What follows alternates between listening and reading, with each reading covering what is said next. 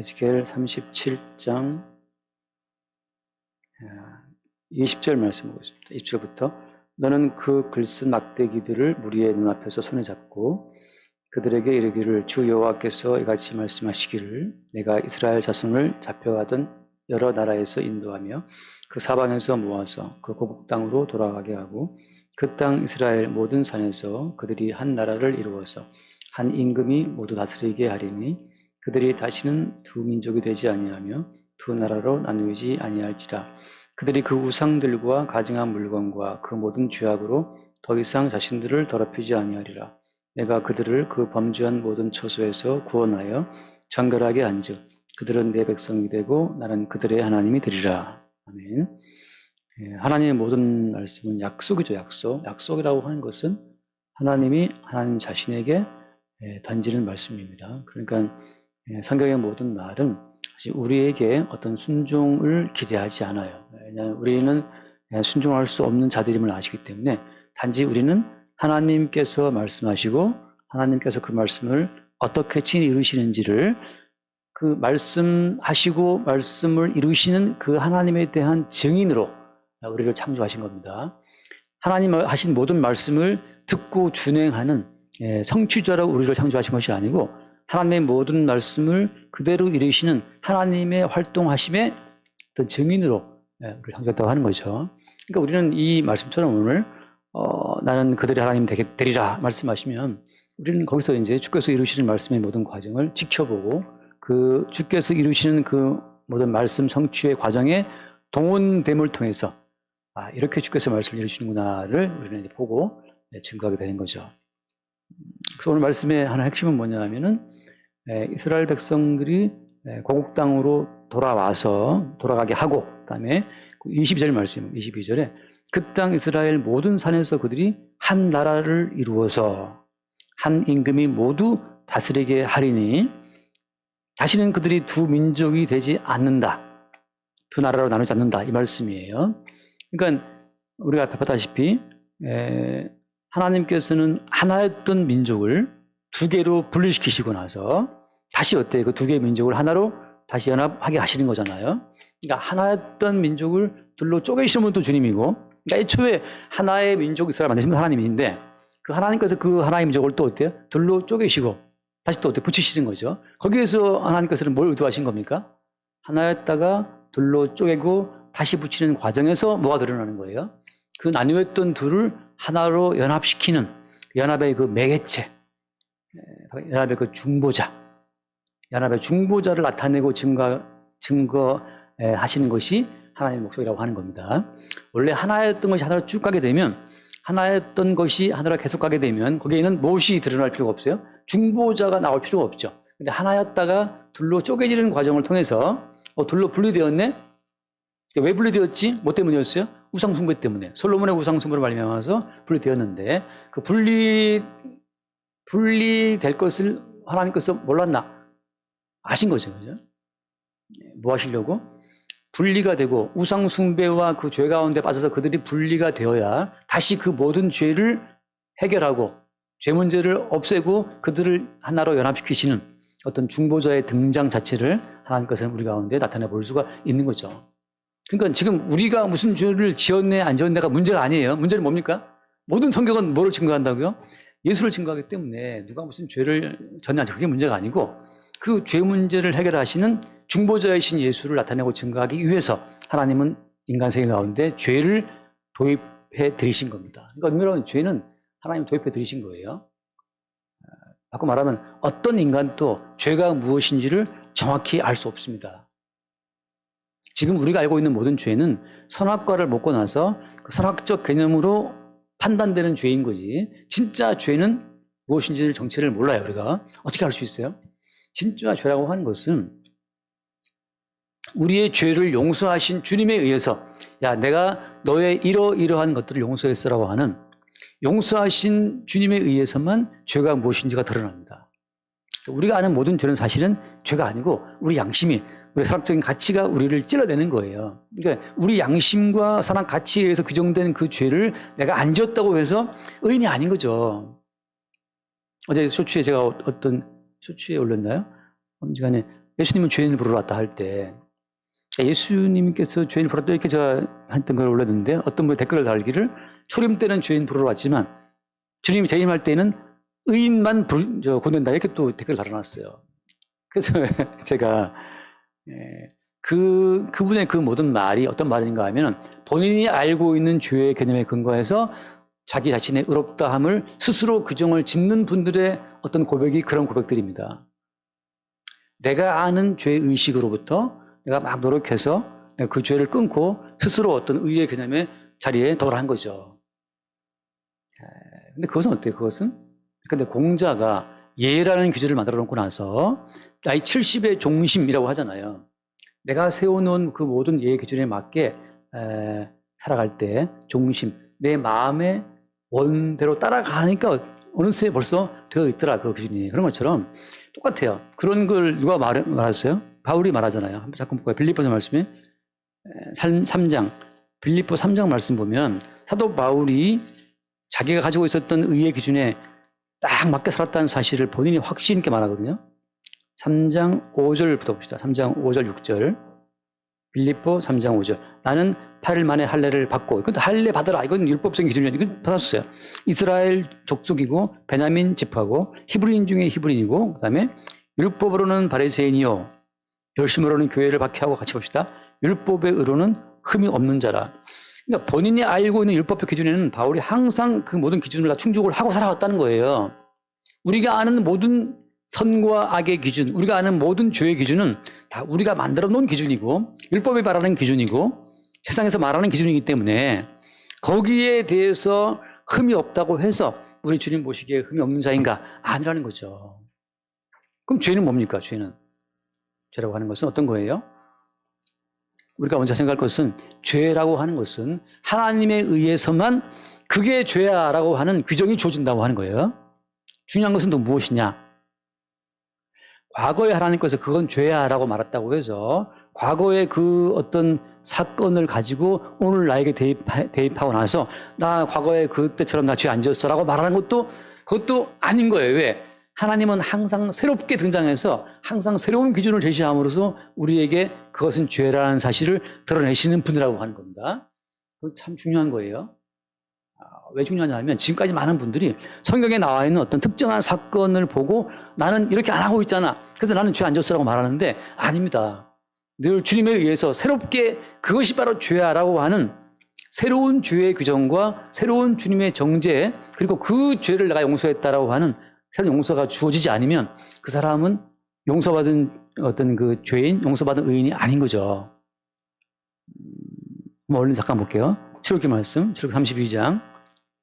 출애굽기 32장을 보면 어이없는 일이 하나 나오죠. 다 알다시피 이게 참 어이없는 일이지만 우리는 이 사건을 이해를 해야 됩니다.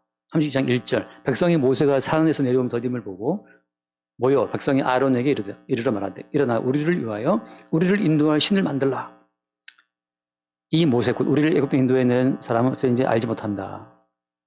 자, 지금 이들이 뭘 요구했습니까? 우리를 인도할 신을 만들라. 야, 이게 참 신을 만들어라 한 이 모든 요구가 이 당시 이스라엘 백성들의 의식 가운데서는 이것이 너무나 자연스러운 사고방식이에요. 이것이 그들 가운데 이건 죄야라고 하는 것이 있었다면 이들은 안 만들었을 겁니다. 이 당시에는 우리를 인도할 우리의 신을 만드는 것이 그들의 선악적 가치 가운데에서 죄가 아니었어요. 너무 자연스러운 겁니다. 산 위에 올라가서 너희들을 위하여서 우상을 만들지 말라라고 하는 하나님의 계명이 주어질 때까지 그들은 우상 만드는 것이 죄인지를 몰랐어요. 왜냐하면 애굽 땅에서 수많은 신들이 있었고 애굽의 모든 문화는 자기가 믿을 신을 자기들이 만드는 어떤 문화이기 때문에 내가 원하는 신 내가 만드는 것이 무슨 잘못이 있어. 그들의 일상적인 내추럴한 그냥 일상 가운데 하나인 것을 아론에게 요구했던 거죠. 그러니까 아직 이거 죄인지 몰랐는데 어때요? 지금 산 위에서 하나님과 대면하고 있는 모세에 의해서 그것이 바로 죄야 라고 뒤늦게 판정이 나고 그 죄에 대한 어떤 대가로 그들이 하나님의 징계와 심판을 받는단 말이죠. 항상 어떤 사건을 저지른 이후에 사후적으로 야 그것이 죄야 라고 말씀하시면서 내가 그 죄를 이미 대속을 했다라고 하시는 용서까지 받는 자들에 의해서만 이게 죄구나라는 것이 사후적으로 드러나는 겁니다.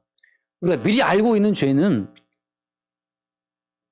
이미 우리 양심이 우리를 자책하고 책망하고 사람 가치가 우리를 막 책망하기 때문에 본인들이 본인에 대한 충분한 정죄와 심판을 내리기 때문에 본인 스스로가 이미 본인의 모든 죄를 속했어요. 유다처럼 목을 매든지 말이죠. 근데 성경에서 말하는 진정한 죄는 뭐냐? 용서받은 자들만 죄가 무엇인지를 알아요. 용서를 받고 나서 내가 이미 용서한 죄가 이것이다 라고 함으로써 우리는 이미 용서받은 죄를 보면서 주님 저희가 죄인이었군요. 이 죄를 주님 용서하셨군요 라고 용서하신 주님을 향한 그 어떤 믿음이 바라봄이 또 쭉 생겨나는 거예요. 그래서 이걸 뭐라고 표현하는가 잠깐 말씀 봅시다. 요한복음을 볼게요. 요한복음 16장.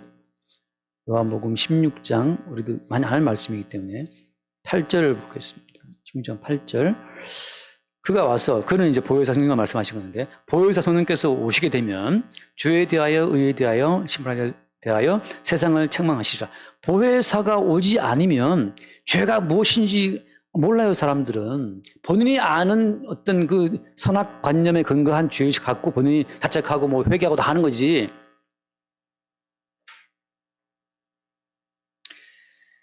자, 간음하다가 현장을 들켜서 잡혀온 여자. 그 여자를 다 돌로 치려고 이제 돌 들고 있었잖아요. 주님 하신 말씀이 뭐였습니까?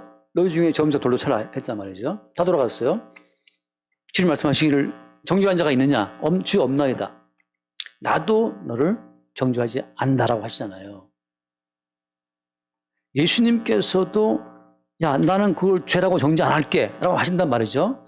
그럼 뭐가 죄냐? 이 말씀처럼 9절 말씀 9절에 죄에 대하여라 함은 그들이 나를 믿지 아니하며. 자, 이제 보혜사에 의해서 규정되는 새로운 죄는 뭐냐 하면 내가 이미 십자가에서 너의 모든 죄를 다 용서를 했는데 내가 용서한 이 모든 것을 왜 네가 믿지 않느냐라고 하는 전혀 엉뚱하고 전혀 새로운 차원의 죄가 툭 튀어나와요.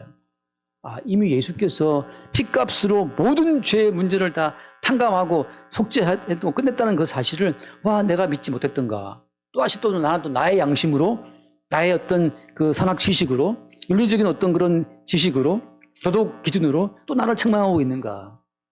그러니까 선악 가치와 윤리적인 도덕적인 기준으로 나를 책망하는 그 순간 우리는 뭘 불신하는 겁니까?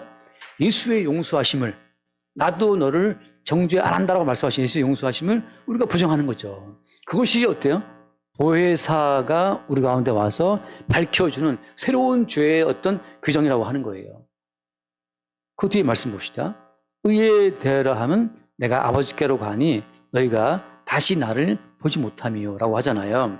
아까 그 말씀처럼 쇼츠에 올렸던 그 내용처럼 예수님은 죄인을 부르러 왔다 말씀하실 때 그때 우리는 지금 의인으로 살아야만 재림 때 구원한다 말할 때 그때 말하는 그 의는 뭐냐. 여러분 인간 가운데 의는 있어요 없어요? 이 말씀 보니까 의에 대하여 하면 내가 아버지께로 가니 다시는 너희 나를 못 본다라고 하잖아요. 바꿔 말하면 예수님이 의인데 의인은 어디로 가버렸어요? 의인은 아버지께로 가버렸어요.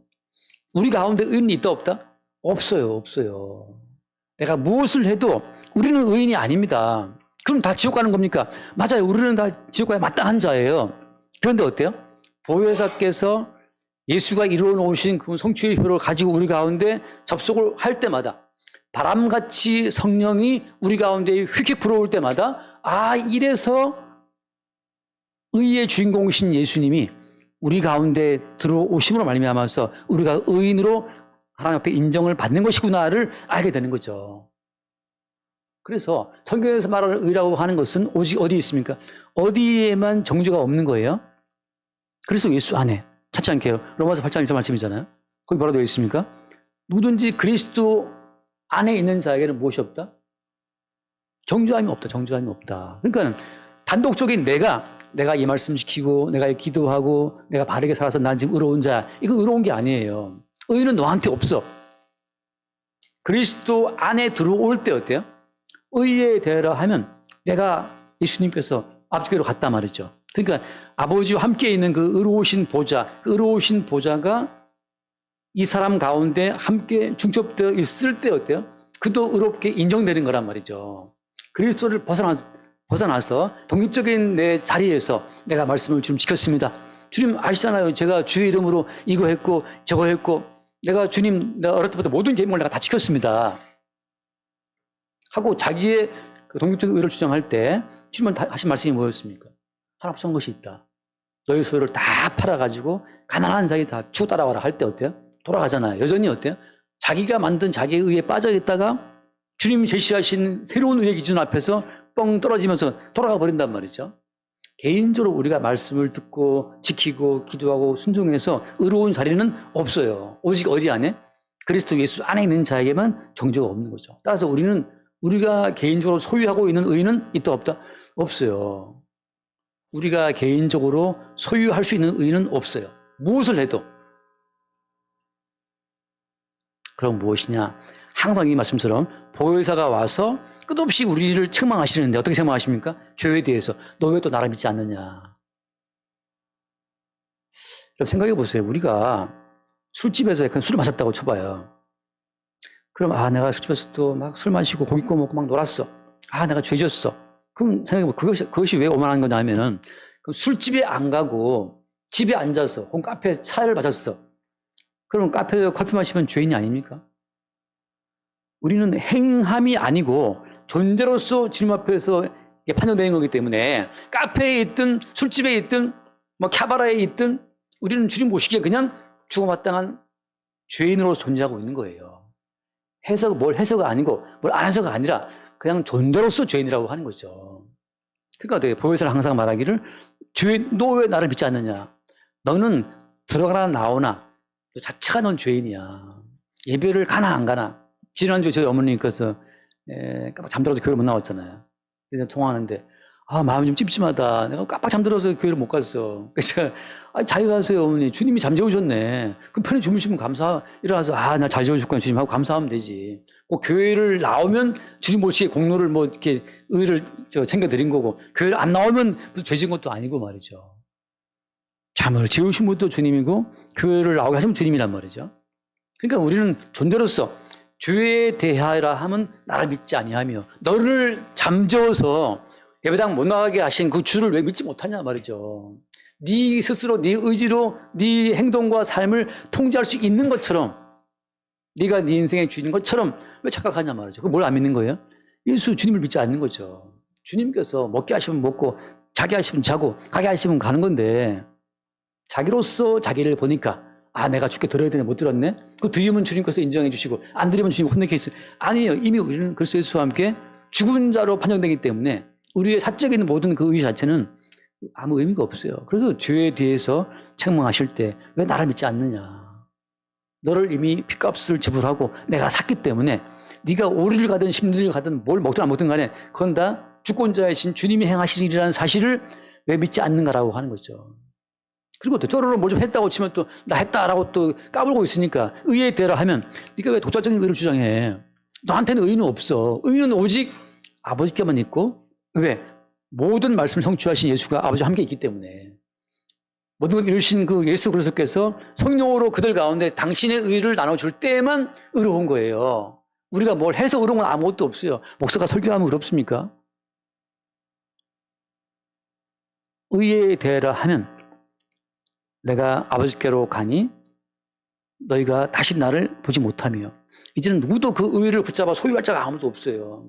의는 바람처럼 성령께서 그리스도 예수의 성취를 우리 가운데 집어넣어 줄 때 그때 의로운 거죠. 그래서 제가 늘 들은 비유가 허파와 심장. 우리가 산소를 우리 몸에 꽉 소유해 둘 수가 없습니다. 산소가 너무 많이 있어도 이게 사람 탈나요. 적당한 산소가 포화도가 있어야 되는 거지. 그래서 산소가 들어왔다가 어때요? 우리 몸에 모든 CO2 뭐 다 해서 내뿜었다가 또 들어온단 말이죠. 산소가 들어왔다가 나갔다. 이렇게 하는 것처럼 그리스도 예수의 의는 우리 가운데 들어왔다가 또 나가요. 전기가 들어왔다가 나가는 것처럼 그 들어왔다가 나가는 그 깜빡임 속에서 전기라는 어떤 보이지 않는 존재가 확인되는 것처럼 그리스도 예수의 의는 성령으로 말미암아 우리 가운데 들어와서 의는 내가 가진 의가 아니고 주님이 홀로 이루신 성취의 이루심의 그 근거를 둔 의구나. 내가 뭘 해서가 아니고 주께서 행하신 그 의로움이 나의 의라는 사실을 우리 가운데 확인을 해 준단 말이죠. 그걸 내가 소유할 수 있다 없다? 소유할 수 없어요. 또 우리는 또 어때요? 드라마 보고 또 무슨 화가 나고 또 짜증내고 뭐 갑자기 또 센티멘탈해지고 뭐 오만 상황에서 우리는 또 다 잊어버려요. 아, 내 가운데 의가 없구나 라고 하늘에 계신 주를 바라볼 때 그때 예수께서 이루신 성취에도 의로움이 하시 우리 가운데 또 주어지는 거죠.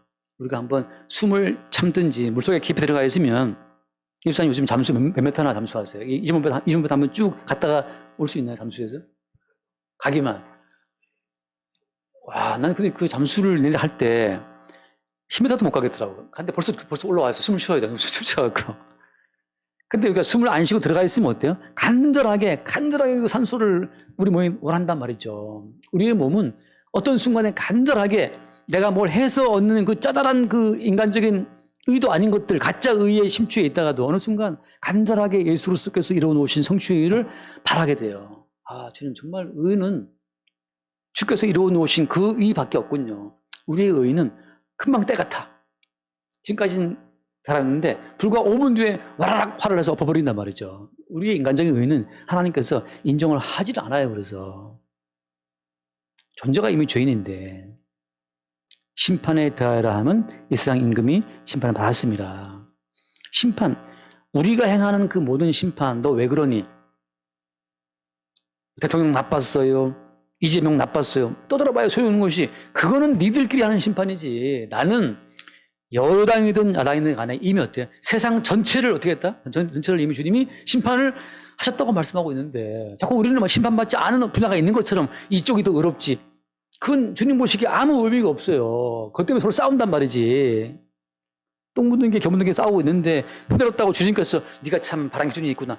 주님이 보시는 바른 기준은 모두를 다 노아 홍수로 쓸어버리는 것. 왜? 이 세상의 임금의 심판을 받았기 때문에. 그러니까 우리가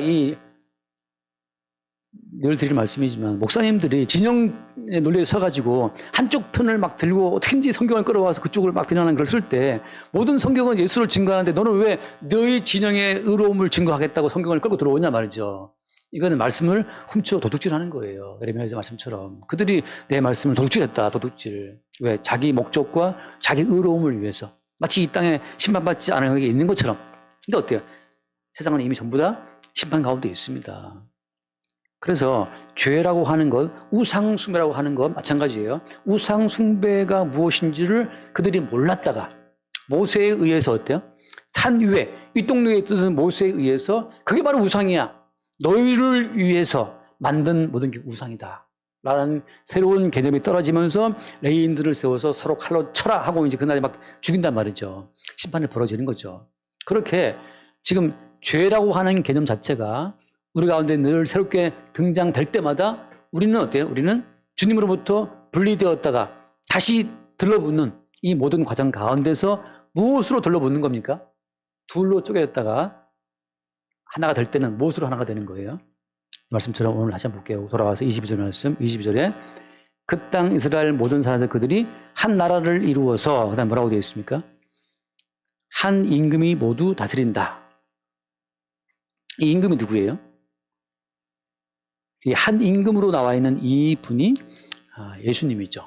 왜냐하면 이 한 임금 예수님은 다른 무엇으로 갈라진 분열된 두 개를 하나로 만드는 것이 아니고 오직 자기의 살과 자기의 피로 하나를 만드는 거예요.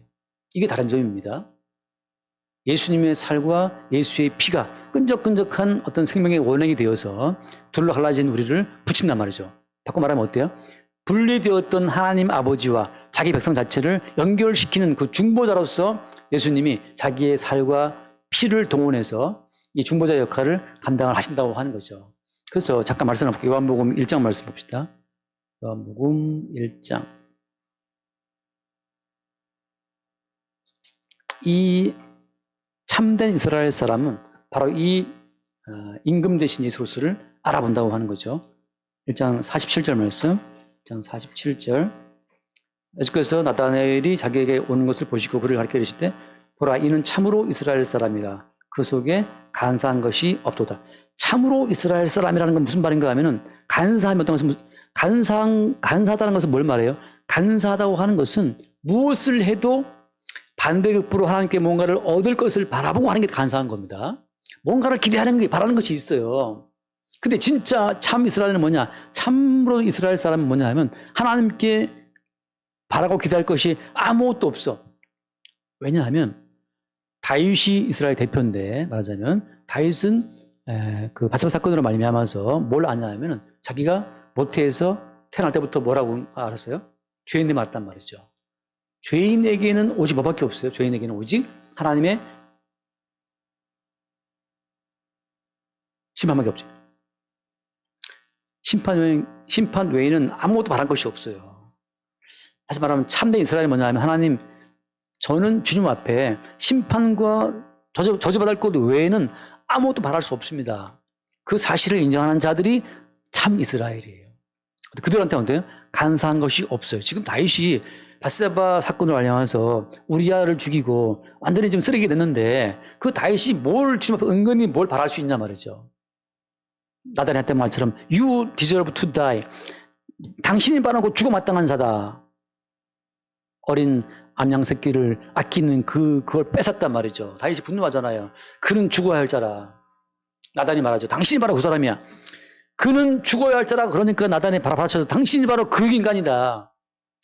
지금 죽어 마땅한 자가, 사형 판결을 받은 자가 뭘 조그만 행동 몇 가지를 내세워서 하나님의 어떤 그 자비를 구할 근거가 어디 있어요? 똑같죠, 그죠? 십자가의 강도가 무슨 말을 합니까? 이렇게 우리가 죽는 것은 당연하거니와 이 사람은 죄가 없다 하는 것처럼 하나님 보시기에 우리가 이렇게 지금 예컨대 뭐 가난하다, 어디가 아프다, 뭐 사업이 안 된다, 그건 어때요? 하나님 보시기에 그건 당연한 거예요. 왜? 날 때부터 죄인이니까. 죄인이 뭘 기대해요? 참 이스라엘은 뭐냐? 이렇게 망하고 포로되어 끌려가고 저주받고 죽는 것은 이건 당연한 겁니다. 그 당연한 그 멸망과 파멸과 저주와 죽음 자체를 받아들이는 그 사람이 참 이스라엘 사람이고 그 내부에 어때요? 간사한 것이 없어요. 내 행동을 근거로 하나님과 흥정을 벌일 것이 아무도 없는 자가 간사한 것이 없는 이스라엘 사람이거든요. 그래서 49절 말씀, 49절. 나다나엘이 대답하되 랍비여 당신은 하나님의 아들이시오. 당신은 뭐라고 했어요? 이스라엘의 임금으로소이다. 이게 지금 나다나엘이 예수님 처음 보고 할 소리입니까 이게? 이런 고백은 인간이 할 수 있는 고백이 아니에요. 당신이 하나님의 아들이다.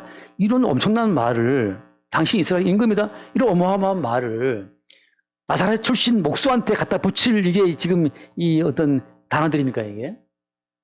하나님으로 말미암아 이런 고백이 튀어나온 거예요.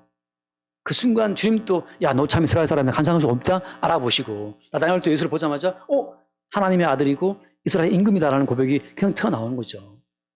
이렇게 어떤 이성을 뛰어넘어서 지식을 뛰어넘어서 그냥 말씀과 말씀으로 턱하니 이렇게 연결되는 그 순간이 이게 성도가 교제가 이루어지는 순간이에요. 막 논리를 따져가지고 그것이 맞나 안 맞나 막 따지고 서로 희시비비를 가려가지고 하는 그것이 아니고 지금 이 나다나엘과 예수의 대화가 이게 논리적인 어떤 그런 개연성이 아무것도 없어. 그냥 예수를 보자마자 너 간사한 것이 없네. 이스라엘 사람이구나. 나다나엘은 보자마자 예수님 당신 하나님 아들이시네요. 이스라엘 임금이시네요. 여기에 무슨 A는 B고 뭐 B는 C고 그래서 A는 C고 이런 논리적인 연산이 어디 있어요? 그냥 툭툭 튀어나오는 거죠. 바람처럼.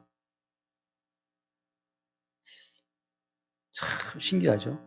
그러니까 성령으로 말미암아 우리가 예수를 믿는다는 자체는 이 모든 말씀을 뜯어서 막 연구해서가 아니고 그냥 이 말씀이 어느 순간 나에게 그냥 이게 그런 이야기였구나.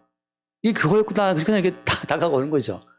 그러니까 신학교에서 가르친다 되는 문제가 아니에요. 신학을 막 공부한다고 되는 것도 아니고 나다나엘 말고 신학을 벌써 수십 년 연구했던 그 바리새인들, 서기관들, 가말리엘 문화의 그 쟁쟁한 학파의 사람들도 예수를 못 알아보고 예수를 죽여라 하시고 했단 말이죠. 예수 믿는 것은 그래서 그 지적인 탐구로 성경을 막 들이파서 말이죠. 원어를 파고 논리적인 어떤 연결을 파고 그렇게 하는 게 아니에요. 그래서 어떤 학식으로, 학문으로 전수가 임파서블 한 게 이게 신앙이란 말이죠. 그래서 바울도 말하잖아요. 내가 하는 이 모든 것은 계시로 주어진 거라고 갈라디아서 시작할 때. 그래서 이스라엘의 임금이라고 하는 이 부 자체는 예수 그리스도를 말씀하시는데 거기에 또 말씀입니다. 요한복음 6장 말씀, 요한복음 6장 말씀, 6장 15절 말씀, 15절 같이 볼까요? 그러므로 예수께서 그들이 와서 자기를 억지로 붙들어 임금으로 삼으려는 줄 아시고 다시 혼자 산으로 떠나가시니라. 이때 이들이 바라는 임금 어떤 임금이에요? 그 앞에 봤지만 오병이어로 5개의 떡과 2마리 물고기로 5천 명을 지금 먹였단 말이죠. 이 엄청난 표적을 그들이 보고 그 떡을 먹고 그 물고기를 먹은 다음에 저 사람이야말로 우리의 모든 필요를, 우리의 굶주림을, 우리의 생존을 해결할 수 있는 임금이다라고 지금 인간 쪽에서 예수를 붙들어서 임금 삼으려고 하는 거예요. 이건 아닌 거예요. 다시 말하면 무슨 말이냐? 사람 쪽에서 인간의 필요를 위해서 예수를 구주로 믿는 것은 다 가짜입니다. 쉽게 말하면 예수님이 먼저 찾아가서 나다나엘 너 이스라엘 사람이네 간사한 것이 없네 이렇게 일방적으로 주님 찾아가서 찝어내는 게 자기 백성이고 그들에게 주님이 임금이신 거지. 인간 쪽에서 나 예수 믿고 싶어요. 나 구원받고 싶어요. 나 잘 살고 싶어요. 예수님 내 주님 되시고 인간 쪽에서 찾고 두드리고 구해 찾는 그 예수는 다른 예수입니다. 그러니까 종교라고 하는 것이 어때요? 종교 자체는 인간의 열망, 인간의 어떤 결핍 때문에 그들이 신을 요청하는 거잖아요. 똑같이 아까 말했던 것처럼 우리를 인도할 신을 만들라 했던 이스라엘 백성들처럼 많은 사람은 지금도 어때요? 자기들을 인도할 신을 찾습니다. 근데 그것이 예수래. 그러니까 내 예수 믿을게 하고 본인이 예수를 믿어요. 그 예수는 다 다른 예수라고 하는 거죠. 진짜 예수는 뭡니까? 진짜 예수는 예수님께서 찾아와서 베드로 나 따라와라. 요한복음 나 따라와라. 하고 예수님께서 부르심에 예수께서 부르시는 부르심에 의해서 따라오게 되는 자들이 그들에게 주님이 임금이 되시는 거지. 사람의 필요에 의해서 요청해서 예수님 그 인간의 요청에 끌려다니는 분이 아닌 거죠. 1000명이 모여서 주여 한다고 주님이 가르치는 게 아니에요. 주님은 주님께서 원하시는 분에 가서 주님이 그들을 불러서 주님이 불러내신 그들에 의해서 주님께서 임금 그 왕의 노릇을 하시는 거지. 인간에 의해서 세워지는 그 주님이 아니라는 거죠. 하나를 읽고 넘어갑시다. 고린도 후서를 보면 고린도 후서 11장 고린도 후서 11장에 보면은 3절 말씀 3절에 3, 4절 뱀이 관계로 하하를 미혹한 것 같이 너희 마음이 그리스도를 향하는 진실한 깨끗함에서 떠나 부패할까 두려워하노라. 가장 같이 봅시다. 만일 누가 와서 우리가 전파하지 아니한 다른 예수를 전파하거나 혹은 너희가 받지 아니한 다른 영을 받게 하거나 혹은 너희가 받지 아니한 다른 복음을 받게 할 때에는 너희가 잘 용납하는구나. 이 다른 예수, 다른 영, 다른 복음이라는 자체가 이것이 너무나 쉽게 어때요? 너무나 쉽게 고린도 교회에 들어갔어요. 왜냐하면 모든 사람들은 자기의 결핍이 늘 있기 때문에 결핍을 채워줄 예수, 결핍을 채워줄 어떤 복음과 그 영을 따라간다는 거죠. 근데 인간들이 만드는 그 모든 예수는 출애굽기 나온 말씀처럼 금송아지. 그때는 금송아지만 어때? 지금은 다른 예수인 거예요. 예수라는 이름을 갖고 있으나 그들의 허상과 욕망이 만들어낸 다른 예수인 거죠. 그러니까 오늘날 뭐 수없이 많은 교회에서 다른 예수를 주여주하는 거예요. 그러니까 주님께서 나 너희를 모르는데, 난 너를 도무지 모르겠다. 그동안 그들이 부른 것은 다른 예수였고, 다른 영이었고, 다른 복음이었으니까. 그럼 뭐 진짜 복음이고, 진짜 뭐 영은 뭡니까? 뭐 어떻게 알 수 있습니까, 우리가? 아까 말했지만 요한복음 말씀처럼 보혜사가 와서 우리를 책망하는 과정을 통해서 날마다 그 책망에 있는 자, 내가 또 예수를 믿는 것이 아니었고 내가 또 돈을 믿었네. 내가 예수 믿고 내가 양심 믿었네. 내가 또 나의 사랑 기준을 갖고 있었네. 이렇게 나의 삶을 나의 사랑적 판단의 근거에서 율법적 근거에서 나를 책망하고 있을 때 그것은 예수를 믿는 것이 아니고 어때요? 율법적 기준으로 우리를 심판한다는 그 다른 예수를 믿고 있는 거예요. 참된 예수는 율법적인 것으로 우리를 책망한 것이 아니고 이미 모든 걸 해결하시고 성취하신 다 이루었다고 말씀하신 이 모든 말씀을 다 이루신 분이 예수님인데 네가 무슨 주제넘게 네가 이 말씀을 못 지켰다고 스스로 자책하고 있어. 그러면 그 순간 어때요? 예수님이 다 이루었다는 이 성취를 네가 지금 부신하고 있는 거야. 라고 보혜사의 책망이 있을 때 그들에게 주님은 참된 임금이라고 하는 거죠. 그러니까 여러분 자책할 필요가 있어요, 없어요? 없지만 항상 우리는 어때요? 이미 사랑가를 먹은 육신이기 때문에 또 자책을 먼저 한 다음에 어때? 뒤늦게 보혜사한테 한다고 맞으면서 너 또 왜 너 스스로 너를 자책하고 있냐? 그건 나에게 이미 잠재되어 있는 사랑적 가치고 사랑 가치로 너를 휘두르고 있는 것은 네 배후의 뱀이라는 사실을 알게 하는 거죠. 아, 내가 사람을 죽여도, 그죠? 부하의 부인과 내가 놀아나도 이것은 어때요? 엄밀히 말하면 내가 한 것이 아니고 나를 필요하신 그 주께서 나로 하여금 죄가 무엇인지를 나타내 보여주는 과정 속에서 더 엄밀히 말하면 어때요? 참된 임금이신 예수를 증거하는 과정에서 나를 좀 쓰고 있는 하는 과정인 겁니다. 감독이 배우한테 요 씬에서는 리얼하게 죄를 찔러야 돼. 알겠죠? 김 배우님 알겠지? 이때 막 정말 리얼하게 찔러야 돼. 그런데 그 배우가 뭐 봐준다고 뭐 대충 찌르고 그러면 감독이 컷한단 말이죠. 찌를 때는 과감하게 찔러야 되는데 정말 그 메소드 연기를 해야 되는데 그런 것처럼 모든 성도는 이미 모든 걸 이루신 그리스도 예수의 속죄의 은총을 증거하기 위해서 용서받은 죄가 무엇인지를 보여주는 다양한 역할들을 이 땅을 지나면서 하게 되는 겁니다. 그래서 하나 들고 봅시다. 갈라디아서 5장 말씀에 갈라디아서 5장 4절 말씀 5장 4절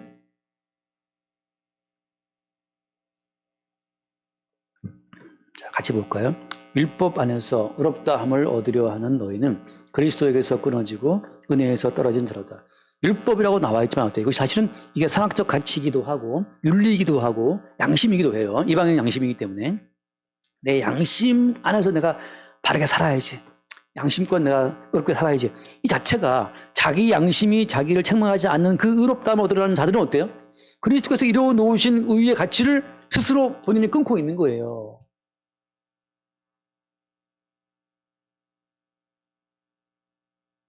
우리의 임금 예수 그리스도는 그분이 지키신 살과 그분이 흘리신 피로 말미암아서 우리를 아버지께 연합을 딱 시켜놨는데 아버지와의 연합은 그리스도 예수의 살과 피 외에는 돼요, 안 돼요?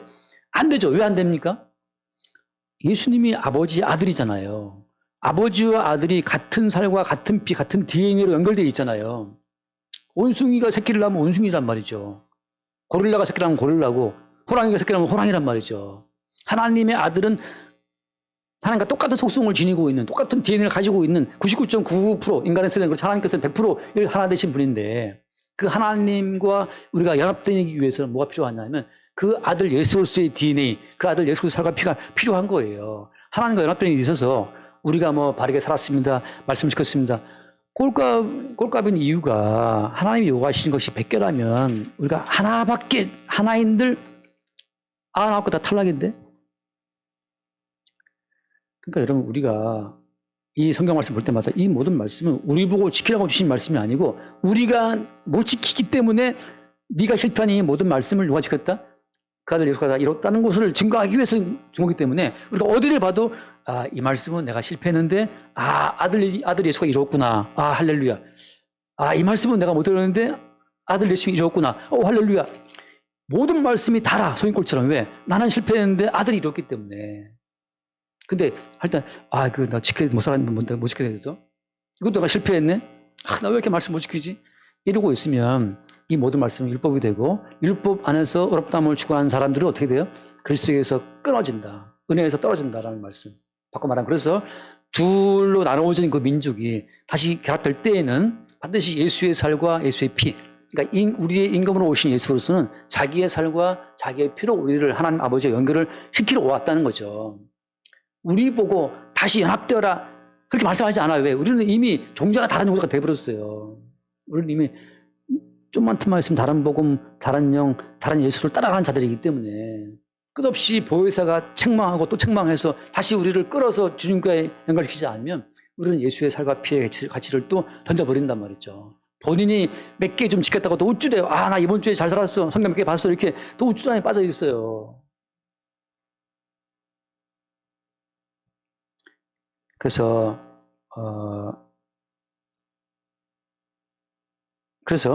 하나님께서는 다시 이제 돌아와서 오늘 마칩시다. 이제 시간이 또 하다 보면 끝도 없으니까.